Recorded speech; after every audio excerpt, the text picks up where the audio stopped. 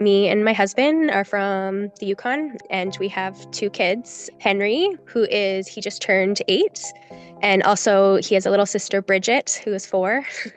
He was diagnosed about 4 years ago. We had pretty much since he was young, he'd had like delays and stuff, walking and talking, and a couple things even from when he was born.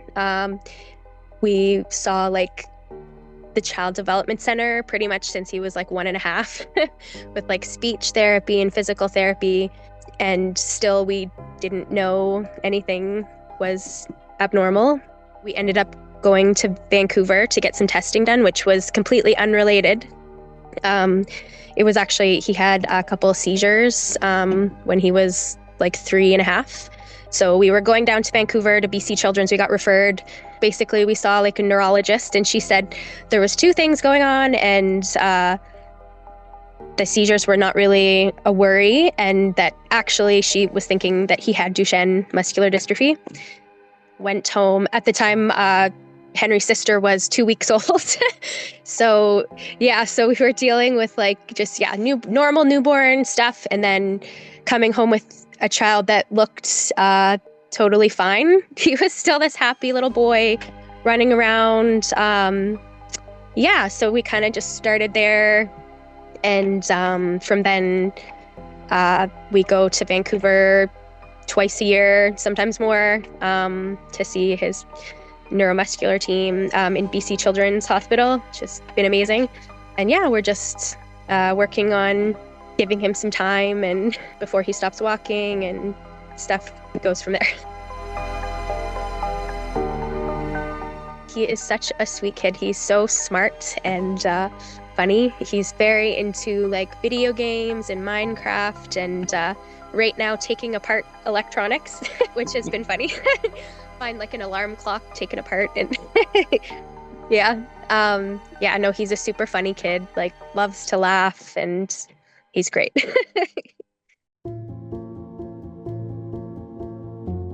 We have so much support up here, and that's like one of the reasons we stayed. Like my parents are here, and my husband Josh's mom as well.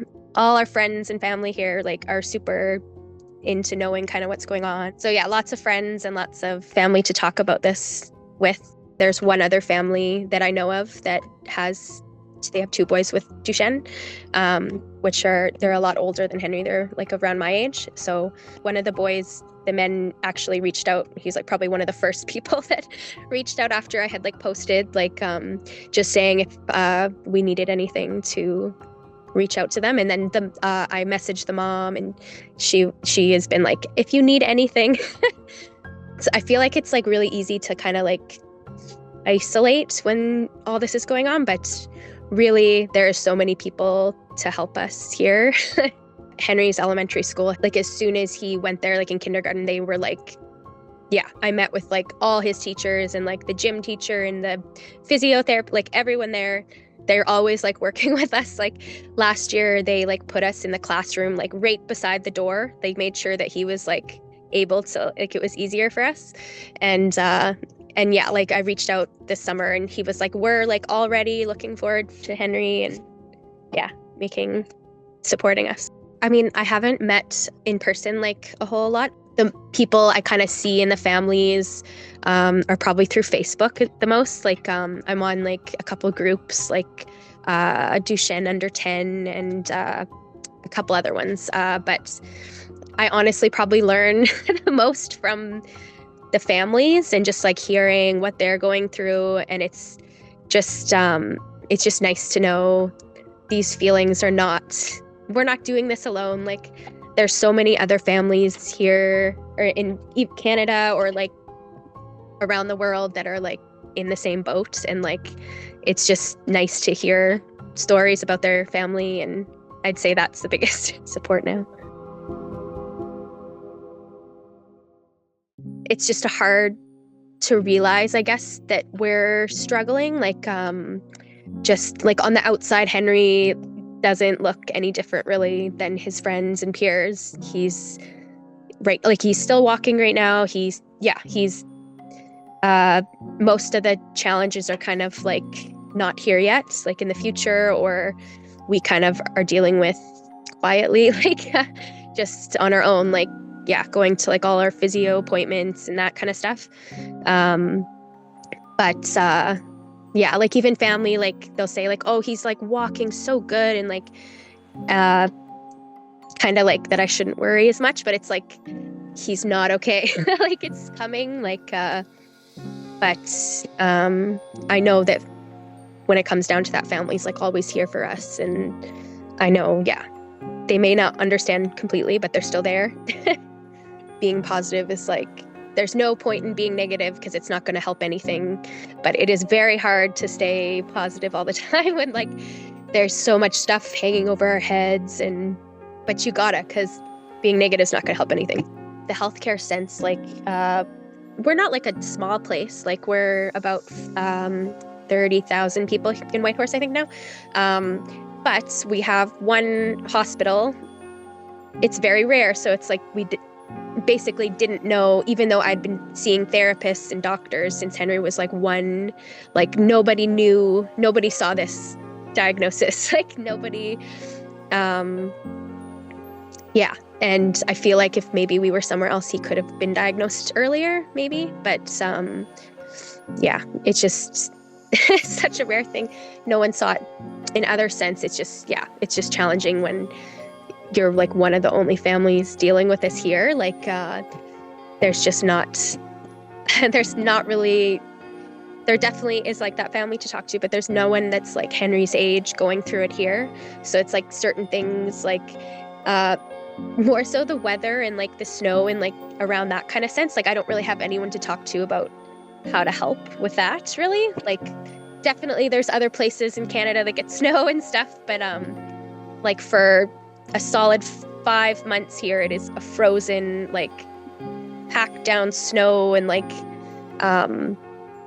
just I think it was last year we had this huge snow dump and I was trying to get Henry to school, and there's basically I couldn't pull into the teacher's lounge because there was like, or the teacher's parking lot, because there was like, I'm not even joking, there was like 2 feet of snow.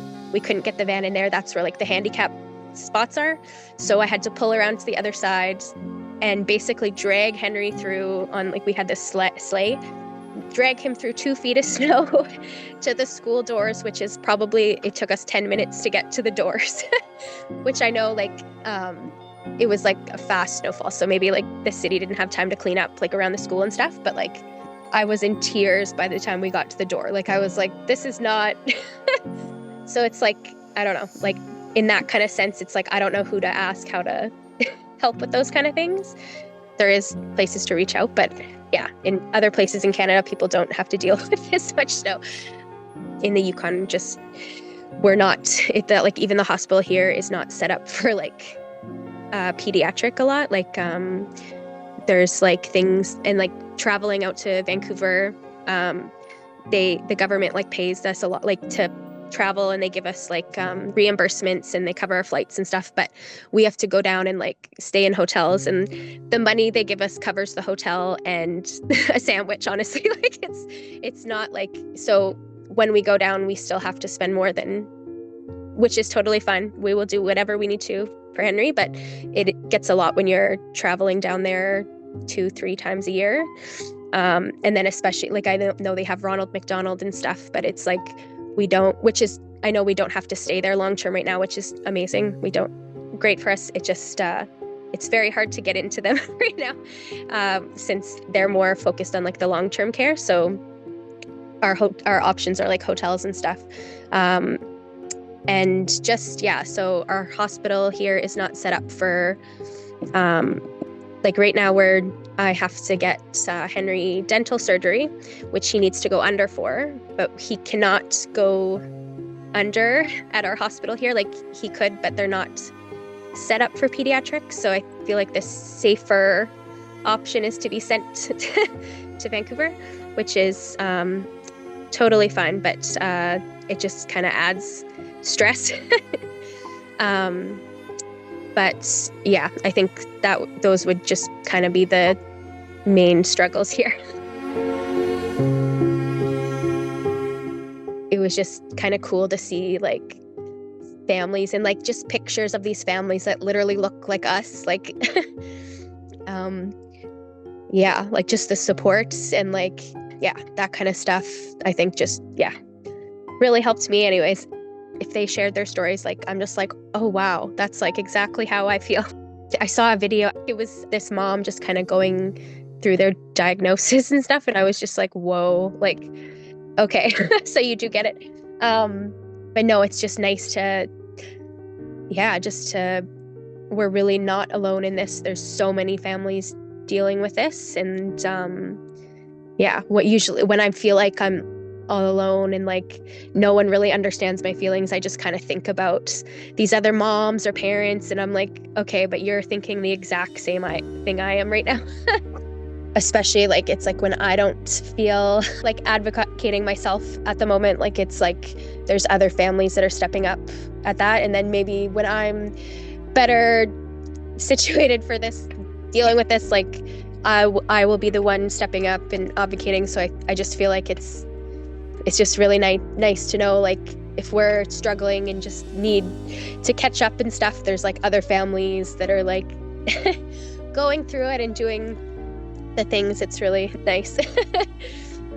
It's just cool to know that across the country we're dealing with the same kind of things, and we're sharing to advocate and just get it more known.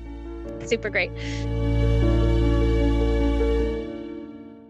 I just feel like every little bit helps. Donations are amazing and they go towards great things and research and funding. But I mean, if you don't have anything to give, there's so many other ways to get in there and help, like just making people aware. Like, I really hadn't even heard of Duchenne muscular dystrophy before Henry got diagnosed. Like, and I wish I had. Like, I wish I paid attention more and asked questions. And it's just good to have like people sharing stories and getting people familiar with it. And I just think every little bit helps.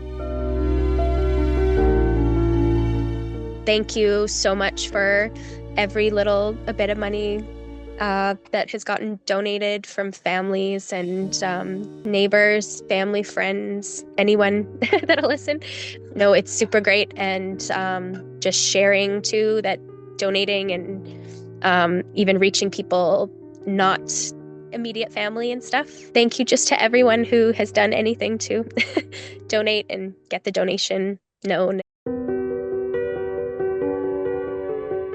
I would just say, I see you, and I know the struggles and how hard it is to fight it, but it's all worth it. One day it'll get easier to like deal with getting there, and I just feel like one day you wake up and you're ready to fight this, and yeah, hang in there.